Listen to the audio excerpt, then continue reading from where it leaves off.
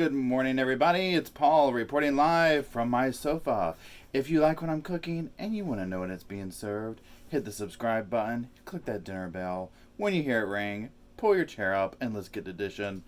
If you've been following me and if you read the title to the video, you know that this is the second installment of commentary, coffee, reactions, shock at the new Chris Watts confession. So I made the mistake last night. I woke up at like 1:30 and I was like, well, let me just listen to a little bit of this part too.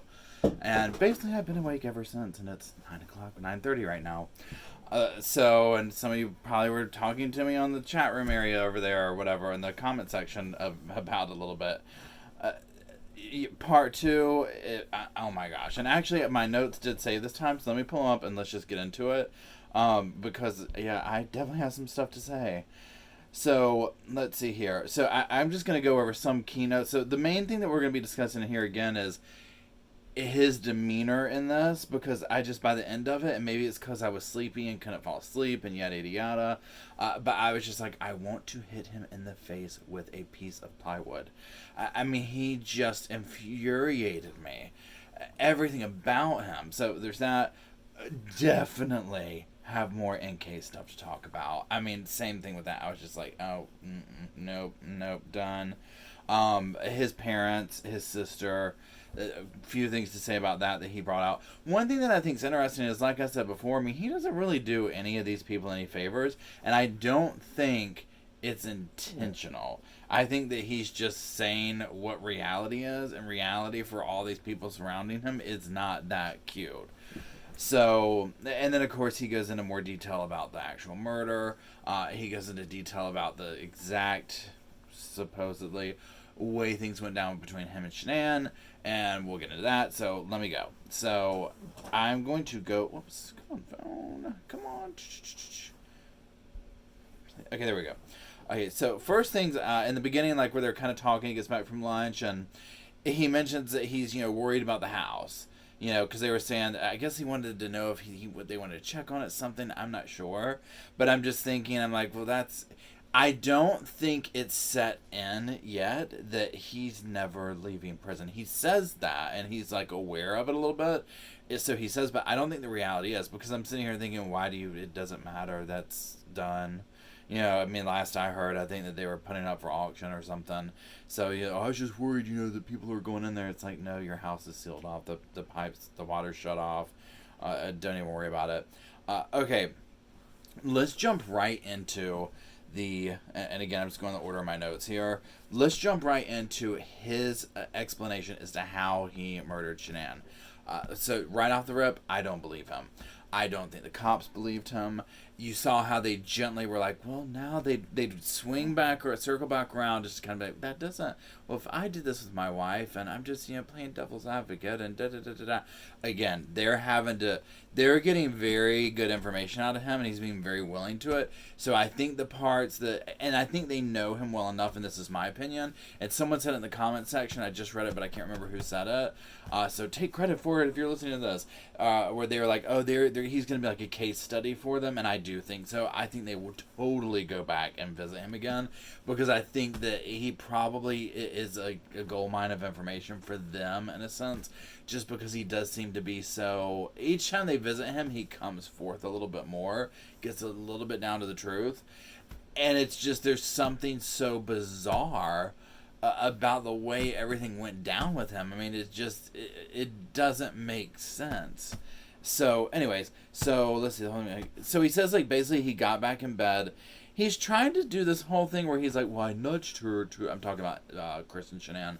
I nudged her to wake her up, and then I got on top of her. I could never grasp what he was trying to describe, but it sounded really weird, and even the guy cop was like, okay, well, if my wife was pregnant, it's just an awkward situation that Chris is describing, and he kind of, I mean, to me, I'm just like, yeah, he's not telling the truth with that. I mean, he's flubbing up on his words. He's going into the light scenario. There's something with that that's not adding up, because it doesn't make sense. Because what I'm reading into is, I'm like, okay, so you get back in bed after you get ready or whatever, you nudge her, you climb on top of her, and then this like this whole argument happens, and then he strangles her to death, and it doesn't make sense. And I think that they know that he's lying, but I think they got as much truth out of him for that part that they can, because herein lies the issue. With him, with that part seeming very murky, because that technically sets everything off, that's where you get into some premeditation. You get into, like, okay, did this human being truly snap and go on some mental downward spiral for the next, however long it took for him to wipe his family out? That's where you get into that. And so that's where, I can totally see they've been apart. So she came home, she initiated some sex. She's maybe doing a test, or who knows. They've gone without or at least she has for, a while. So that part seems normal. Pardon me. So I'm just not buying what he's saying there. I'm just not buying it. So I'm going to go back, keep going down the nose here. Okay, then I just wrote this quote down. I don't remember what it was in context to. Obviously, the murders. But if I was or what were you thinking when you did this? If I was thinking this wouldn't have happened. He is completely going with this. I went into a psychotic, manic state and just killed my whole family. And if that's what he's claiming, that's what he's claiming. And again, that's kind of at the whole center of this, mystery with him. We're going to revisit that one, so we're going to come back in a minute. Let's see.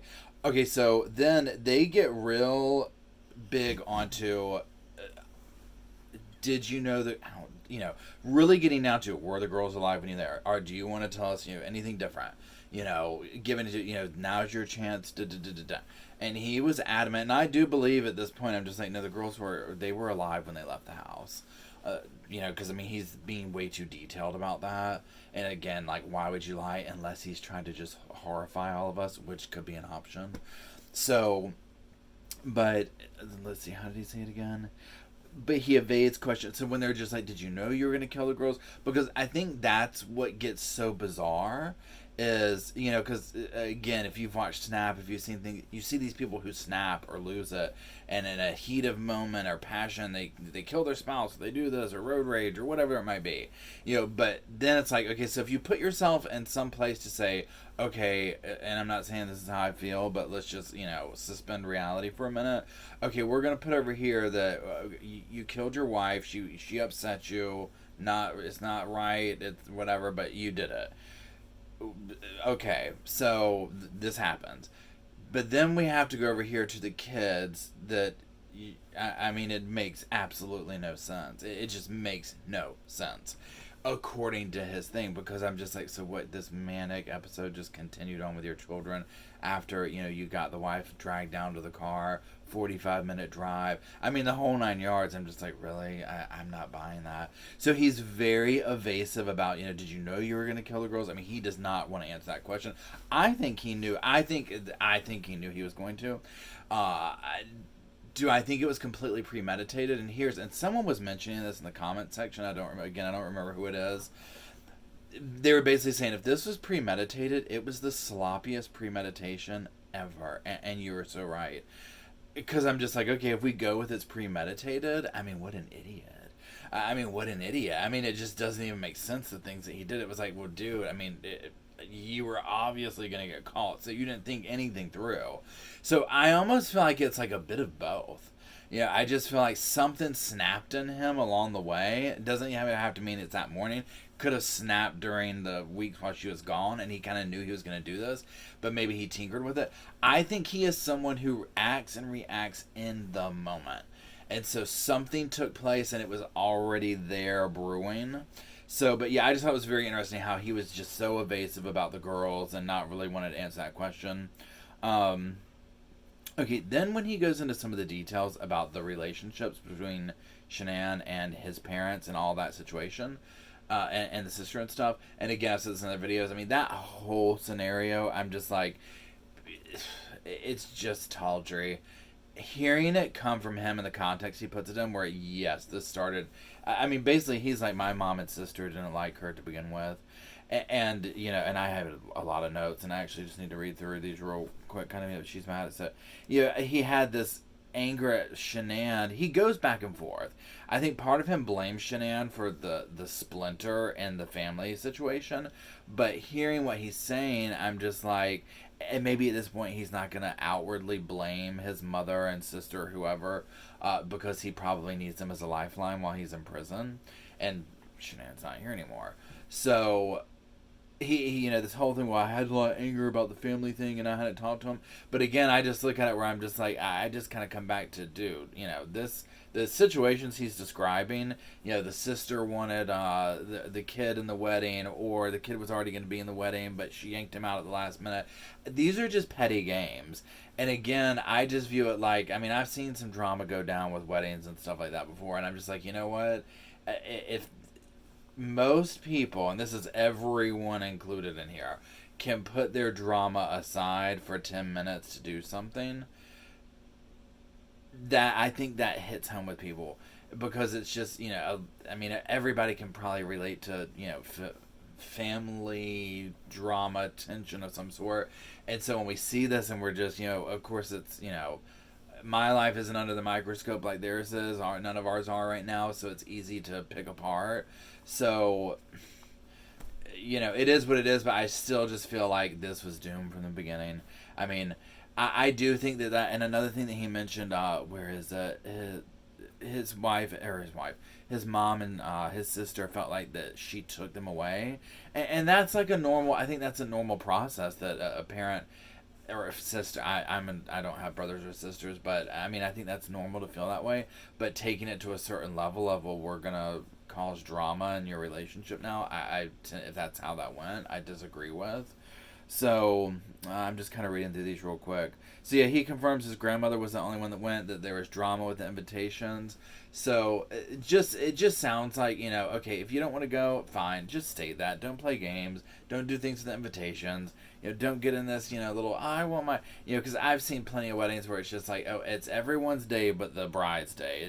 All of a sudden it turns into everybody's day except for the bride's. I don't know why this takes place, but it does. And not every wedding. But, so, I don't know. I used to work at years ago, I used to work at a salon, and so we did weddings. We were at site, whatever. And so, the drama was good. And I've just seen so many different types of people and stuff, and I'm just like, I've seen families that are still all there, but they might be fighting up to the minute, but they're there. So to me, just hearing this, I'm just like, okay, yeah, it just speaks volumes. They just didn't even come. So, whatever. But again, Chris isn't doing if he's getting fed this information about what the public's saying and stuff like that, he's not doing his mother and sister any favors by just kind of saying what happened and confirming. So I just thought that, again, that was interesting. Okay, so now let's get into NK. So, again, girl, stay hiding. Just stay hiding. Change that name. You do what you gotta do. This man, I don't know if they had just a nasty little fallout, and he was like, well, I'll show you. But the second part got worse. So, the first part confirmed to all of us, like, okay, yeah, she was lying about this, she was lying about that. The second part's like, yeah, literally, sign her up for witness protection. Whatever she wants, give it to her. Okay, so I did this quote right here. I don't want you to leave your wife just because of me. It is so obvious in this, and, the cops know, too, and that's where it's just weird, because it's like, dude, are you clueless? She was playing him on a certain level so hard, and and that's where I'm just like, I think this guy is that just, where people can just play him, and he just walks right into it. She probably, made him feel like a little puffed out chest with, man, and for a little bit, and whatever. So the fact that she told him the apps to go to over the phone, that right there would have been like, so this person, why does this person know this? Like, what? You know what I mean? And maybe in their conversation she told him, but it's just weird. So, this whole thing where she was trying to play like Little Miss Victim and da-da-da-da-da, and oh gosh, he lied to me. No. Yeah, she set this scenario up, and that's where I'm just like, maybe she's done this again. Maybe she, enjoys married men. I don't know. Let's see here. Which realized the other person. So he goes back. The whole bipolar comments. I'm just like, my gosh. I mean, he just, and again, so a lot of people said this in the comment section. I am surprised too that they didn't stay on the NK thing longer, and we might see more from that. I don't know. Uh, this part, okay, so this is the part with the NK situation and the manipulation that I'm just like, really, dude. I mean, the cops all right through this, where he was like, okay, so the day they were talking about him having to, talk her down, and, where she realized that she's the side chick, and that day that he spent the night and Shanann called and he had to go home, and she was going to a baseball game or something. Now, I don't know if he was supposed to go to the baseball game with her, but where basically he was like, well, I found out she was going on dates with other guys, and she told him after the fact that she was supposed to meet some guy at the baseball game, but he didn't show up. Miraculously, these dates she set up didn't show up. And he's like, well, she told me after, and I was surprised she was still looking. And I'm sitting here first thinking, you're surprised she's still looking, you're married. You know what I mean? Like, and I mean, he doesn't mean like, well, I told her I was getting a divorce, but, yeah. So I'm just like, she's still looking. I mean, why? I mean, take the aspect of how the feelings towards her out. Well, hopefully she is still looking for a single guy, for somebody without a family already. But in this situation, that's not the case. I mean, I'm like, she's lying, trying to make you jealous. And that was the first thing the cops went to. He's like, do you think that maybe she's, just trying to push you to a decision? And that is what I think has everyone just like, really? Really, like, just really. Because I think that's what she was doing. I think she was playing these games like that. That was just like, pushing him kind of these ultimatums like, well, I'm going to go out with this guy here, or that guy, or whatever. Or little tidbits like that. I mean, it's just, like, I mean, it runs all over me. Yeah, I mean, it's just doing these things to try and force him into a decision. And then he turns around and kills his whole family. And you want to tuck tail and run because, yeah, you should be feeling like, oh my God, what'd I do? So then when they get into another thing was their finances and stuff, and again, I mean that didn't stick out to me except in the way of how clueless Chris is, because when he says something, I forget what it is that he sold, or I forget what it was, but essentially that Shanann was like, no, you're not in charge of that anymore. So basically he's like, I just gave my paychecks to her, and that's normal in a lot of situations, in relationships. But it's just, he just is so removed from everything. I mean, it's like, I don't know anything about the finances. It's surprising that he knew details, about the girls and stuff like that. Because everything else he's just so on. So let me just go through here. Okay, so then I want to kind of just round this back out with some talk about his just behavior. Again, in one of my other videos, I said he just has this kind of like wooden demeanor, like everything's like this, like everything is pre-thought out, everything is, I'm guarding everything I'm saying, my feelings, and he goes into I'm not a kind of guy that shows my feelings, and I'm like, you're not a kind of guy that shows anything, I mean, at all. I mean, there's just no personality there at all, and so that's why I'm just like, what did these women see in him? But maybe it's because he's easily led around, I don't know. But even in this interview, like when it comes down time to the end of it, and it's like that small talk time, I mean, it's just so, just shut up. I was just so angry at the end of it. And I guess obviously we're listening to these horrible things, and so, he just kind of swings back around to talking about, I don't know how long I'll be here. It'll take years to go back to Colorado. So by then I'm just like, dude, I'm over it.